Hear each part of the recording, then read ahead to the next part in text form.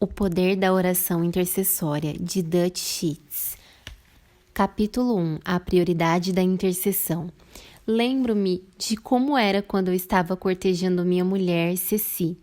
Estava tão apaixonado por ela que o interesse em tudo o mais empalideceu comparado a isso.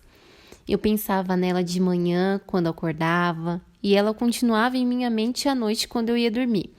Quando estávamos separados pela distância, eu ficava infeliz e lhe descrevia praticamente todos os dias. Quando o tempo de separação terminava e ficávamos juntos novamente, eu queria que ela estivesse sempre ao meu lado. A companhia dela era e continua sendo a minha maior alegria na terra. Gosto de pensar nos momentos de oração como momentos em que eu estou cortejando a Deus. Às vezes refiro-me a eles como visitas de oração, nas quais converso com Deus, como faria com um membro da família ou com um amigo íntimo. Sem dúvida, passo mais tempo fazendo isso do que fazendo pedidos. O famoso versículo de Provérbios que diz: reconhece-o em todos os seus caminhos, e ele endireitará as tuas veredas. Provérbios 3, 6. Poderia ser traduzido como: em tudo que você corteja, busque primeiramente a intimidade com ele. Em outras palavras, devemos cortejar Deus antes de cortejarmos pessoas, dinheiro, sucesso ou qualquer outra coisa que possamos buscar. Quando o fazemos, essa se torna a nossa maior motivação para orar. Eis um exemplo impressionante do poder motivador do amor. Alvin Stray, um senhor de 73 anos de Lawrence, Iowa, queria visitar seu irmão de 80 anos que recentemente havia sofrido um derrame em Blue River, Wisconsin. O único problema era que Alvin não tinha carteira de motorista devido à sua deficiência visual.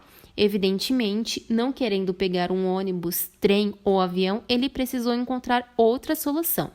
Determinado a ver seu irmão em 1994, Alvin subiu em seu cortador de grama e dirigiu por várias centenas de quilômetros, um trajeto de várias semanas até Blue River. Que demonstração do poder do amor! A motivação do Sr. Stray para fazer uma jornada como aquela foi encontrada no amor por seu irmão. Nós também estamos começando uma jornada hoje, a jornada de aprender a interceder. Nossa motivação para orar também será encontrada no poder do amor. Como crentes em Jesus Cristo, fomos convidados a ter um relacionamento de amor com Deus como pai e amigo.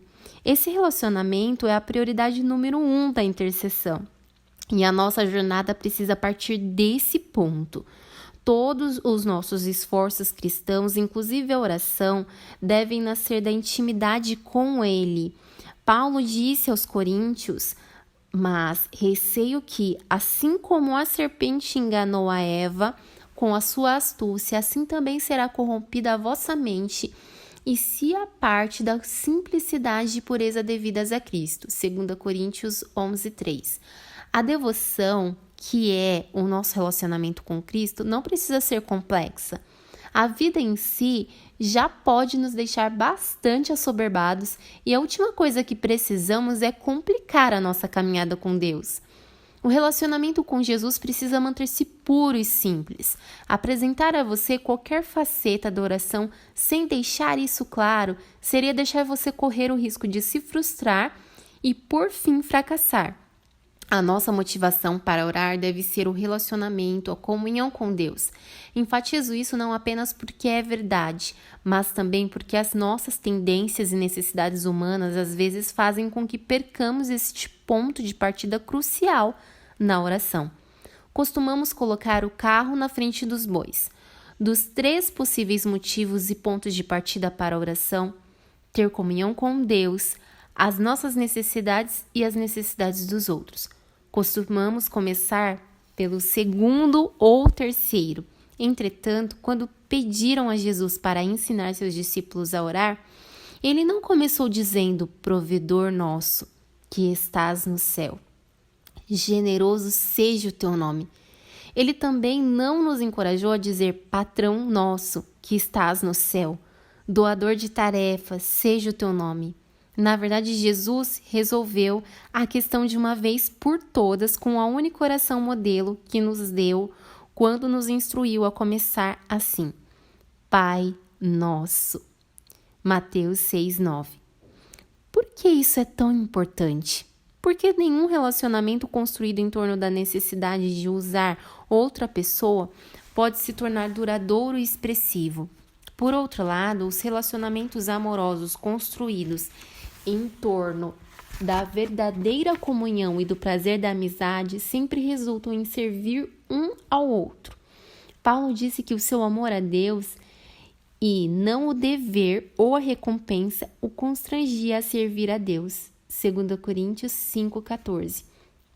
Conta-se a maravilhosa história de um casal que tinha grande amor um pelo outro. Casados por mais de meio século, este casal tinha uma brincadeira especial que costumavam fazer desde a época em que se conheceram. O objetivo era escrever voqueta em um local surpresa para que o outro encontrasse. Voqueta era escrito no açúcar e na farinha na umidade das janelas e no vapor deixado no espelho depois de um banho quente, onde a palavra reaparecia banho após banho. A certa altura, a mulher chegou a desenrolar o rolo inteiro de papel higiênico para escrever. No último pedacinho, voqueta, pequenos bilhetes eram encontrados no para-brisa, nos assentos do carro e no volante. Eram enfiados dentro dos sapatos e deixados debaixo dos travesseiros. Voqueta era escrito na poeira dos móveis e nas cinzas da lareira. Essa palavra misteriosa era tão parte da casa deles quanto a mobília. Esse casal tinha um amor verdadeiro que era puro e duradouro, mais que apenas um jogo de flerte. O amor profundo deles era um modo de vida cuja beleza inigualável dificilmente poderia ser sondada. O relacionamento deles baseava-se na devoção e no afeto apaixonado que nem todos experimentam. Qual era a mensagem que eles compartilhavam? Veja o quanto eu te amo, Voqueta. Minha filha Hannah se aproximou de mim outro dia e disse: Eu amo você, papai. Tudo bem, o que você quer? Perguntei brincando. Nada, disse ela. Eu só queria dizer que amo você. Meu coração se derreteu. Como qualquer bom pai, adoro agradar minha família, provendo suas necessidades. Mas nada se compara a ouvir que sou amado por nenhuma outra razão, a não ser o fato que sou amado.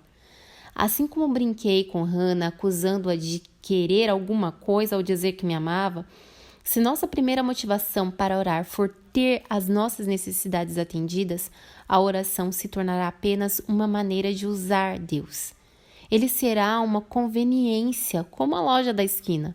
A oração será uma técnica de sobrevivência, uma espécie de 190 celestial. Isso nunca resultará em uma vida de oração consistente e significativa. Assim como um relacionamento humano fundamentado e motivado na ideia de o que é que eu levo nisso. No fim das contas, fracassará. O mesmo acontecerá com o nosso relacionamento com Deus, se ele for baseado nessa mesma mentalidade. Do mesmo modo, se minha principal motivação para orar for interceder pelos outros, isso também finalmente fracassará como um fato motivador. Este desejo de atender à necessidade que Deus tem de intercessores, assim como atender à necessidade das pessoas de intercessão, é nobre. Mas enquanto a primeira motivação se resume em usar Deus, essa por fim resultará em uma sensação totalmente desmotivante, de se sentir usado. Isso levará a um relacionamento baseado no desempenho, ou, o que é pior, a um exercício religioso, legalista, nenhum dos quais é um motivador positivo. Se esse for o nosso ponto de partida, a oração se torna uma obrigação. Nós nos sentimos como assalariados, trabalhando e abrindo caminho para o céu através do nosso pagamento de sacrifício, cumprindo tarefas como cristãos obedientes que somos. Isso promove a crença errônea de que o único muito bem que um dia ouviremos e o único prazer que receberemos será na eternidade. Não é isso que o nosso Pai Celestial deseja. A oração e a intercessão devem ter tudo a ver com amizade, relacionamento e parceria com o nosso maravilhoso Pai. Cada um de nós preferiria ser um parceiro do que um empregado. Poucos dias antes dos discípulos receberem dele a sua maior comissão, vão pelo mundo todo e preguem o evangelho a todas as pessoas. Marcos 16:15. Jesus estabeleceu o tipo de relacionamento e de trabalho que queria ter com eles. Já não os chamo servos, eu os tenho chamado amigos, disse ele em João 15:15.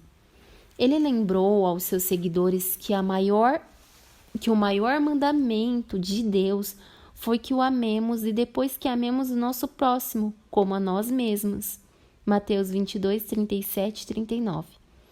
Não porque Deus seja tão egoísta e egocêntrico que simplesmente queira ficar em primeiro lugar. Ao contrário, é para nós garantir que Ele deseja um relacionamento de amor conosco, mais do que deseja as nossas boas obras. Também nos lembra de que todo sucesso e prazer na vida deve fluir do relacionamento com o nosso Criador, que é o doador da vida. Em outra ocasião, Cristo lembrou a uma seguidora e amiga Marta que ter comunhão com ele era mais importante do que servi-lo. Enquanto Marta estava na cozinha preparando uma refeição para ele, a sua irmã Maria havia escolhido o mais importante, ou como diz a versão NVI, a boa parte, de se sentar aos pés de Jesus, ouvindo. Lucas 10, 38 ao 42. A história a seguir é sobre uma mãe ocupada na cozinha e nos dá uma ilustração moderna e similar. Uma jovem mãe estava fazendo seu trabalho enquanto a sua filhinha Tracy a observava. A mãe tinha uma farinha de pão nas mãos. A filha tinha tempo nas mãos. Tracy estava sem ideias para se distrair e agora estava dependendo de sua mãe para isso. A jovem mãe decidiu aproveitar essa oportunidade para contar uma história bíblica a Tracy. Fazendo isso, ela podia continuar a misturar a farinha de pão. Sua intenção era servir pão de canela quente e fresco no jantar. Ela escolheu a história bíblica de Maria e Marta, como relatada em Lucas 10, 38 ao 42. Maria e Marta e seu irmão Lázaro convidaram Jesus para ir à casa deles para jantar. Começou ela enquanto continuava fazendo pão de canela. Ela olhou para baixo e percebeu claramente que o que sua filha realmente queria era sua atenção completa. Ela queria contato olho no olho. Ela queria que sua mãe a segurasse. Quando a mãe parou de amassar a farinha, Tracy olhou para cima, a melhor parte. É isso que você quer de mim, não é? Ela perguntou. Tracy indicou com a cabeça que sim. Frequentemente ficamos tão concentrados em concluir uma determinada tarefa que nos esquecemos do que realmente é importante. Priorizarmos o nosso relacionamento com Deus. Em primeiro lugar e depois com aqueles a quem amamos. Através do apóstolo João, Jesus repreendeu suavemente o grupo de crentes que vivia em Éfeso. Apocalipse 2, do 1 ao 7. Depois de elogiá-los pela sua fidelidade e boas obras, Jesus lembrou-lhes de que o seu relacionamento de amor com ele era preeminente. Eles haviam deixado seu primeiro amor e estavam correndo o risco dos resultados inevitáveis, decepção e diminuição da motivação.